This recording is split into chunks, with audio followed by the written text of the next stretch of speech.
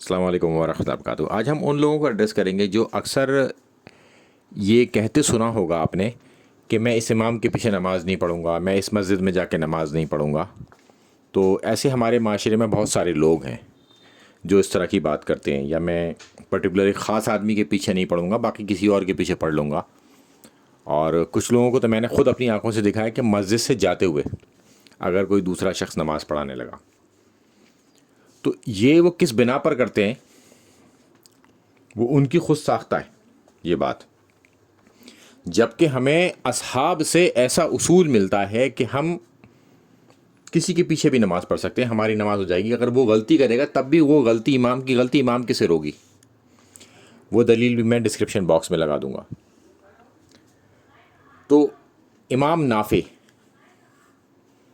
جو کہ عبداللہ ابن عمر رضی اللہ تعالیٰ عنہ کے شاگرد تھے، وہ فرماتے ہیں کہ عبداللہ ابن عمر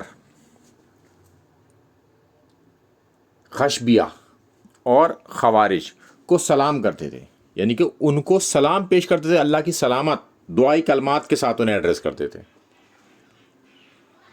اور وہ فرماتے تھے کہ اگر کوئی مجھے نماز کی طرف بلائے گا تو میں اس کی دعوت قبول کروں گا۔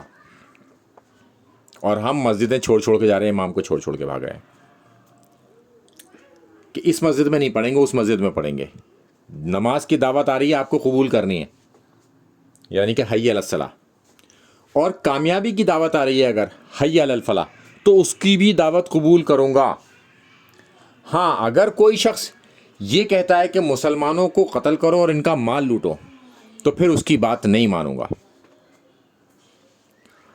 اس کے حوالے سے بھی میں آپ کو حدیث لگا دوں گا ڈسکرپشن باکس میں، وہ آپ کو مل جائے گی۔ صحیح مسلم کی حدیث ہے 4776، جس میں معاویہ بن سفیان کے حوالے سے شکایت کی گئی عبداللہ ابن عمر ابن العاص سے کہ تمہارے چچا کا لڑکا یعنی کہ معاویہ ہمیں مسلمانوں کی قتل کرنے اور ناحق مال لوٹنے کا حکم دیتا ہے۔ تو انہوں نے بھی یہی فتویٰ دیا کہ نیکی اور پرہیزگاری کے کام میں ایک دوسرے کا ساتھ دو، معاویہ کا ساتھ دو، اور برے کام میں اس سے الگ ہو جاؤ۔ جبکہ معاویہ بن سفیان طلقہ صحابی ہیں، اس کے باوجود بھی انہوں نے یہ معاویہ بن سفیان کے خلاف فتویٰ دیا۔ اب ہم چلتے ہیں اس کے آگے کہ جب حضرت عثمان کو محصور کر دیا گیا تو وہاں جا کے شکایت لگائی گئی کہ میں اس شخص کے پیچھے نماز نہیں پڑھوں گا جو کہ فتنے کا امام ہے اور مسجد میں نماز پڑھاتا ہے، آپ ہمارے امام ہیں۔ تو حضرت عثمان نے کہا کہ بے شک نماز مسلمانوں میں بہترین کام ہے، جب لوگ اچھا کام کریں تو تم بھی اچھا کام کرو، یعنی کہ ان کا ساتھ دو، ان کے کام میں مدد کرو اور تم خود بھی اچھا کام کرو۔ اور جب کوئی برائی کرے تو پھر تم اس برائی سے الگ ہو جاؤ۔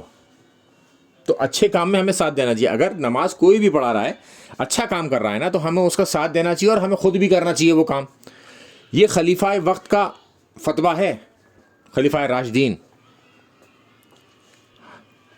حضرت عثمان جو تھے خلفائے راشدین میں سے تھے، پہلے 30 سال کے 5 خلیفاؤں میں سے جو رشد و ہدایت پر ہیں، ان کا فتویٰ ہے یہ۔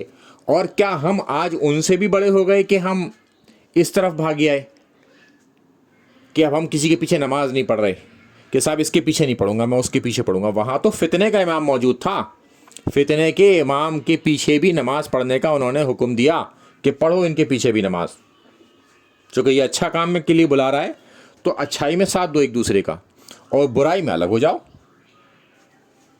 اور ساتھ دینے سے مراد دونوں چیزیں ہیں کہ تم بھی وہ کام کرو، یعنی کہ تمہیں بھی وہ نماز پڑھنی ہے اس کے پیچھے، اس سے یہی رزلٹ نکلے گا۔ تو آئندہ ہم اس بات کا خیال رکھیں گے، اگر کوئی ہم سے اس طرح کی بات کرے گا یا ہمارے سامنے اس طرح کی بات کرے گا تو ہم ان دلائل کی روشنی میں مجھ سے بات کریں گے اور اس تک حق بات پہنچائیں گے۔ ماننا نہ ماننا اس کی ذمہ داری ہے، وہ ہمارے اوپر نہیں ہے، مگر اس تک ہم یہ بات پہنچا دیں گے۔ جو یہ بات کر سکتا ہے وہ زبان سے وہاں تک پہنچا دے۔ ہم ڈسکرپشن باکس میں دلائل لگا دیں گے، جو دلیل سے مانے گا آپ دلیل لگا دیں اس کو، اور اگر کوئی بات سن کر سمجھنا چاہتا ہے تو آپ اس ویڈیو لنک لگا دیں اسے، تاکہ وہ اس بات کو سن سکے۔ السلام علیکم ورحمۃ اللہ وبرکاتہ۔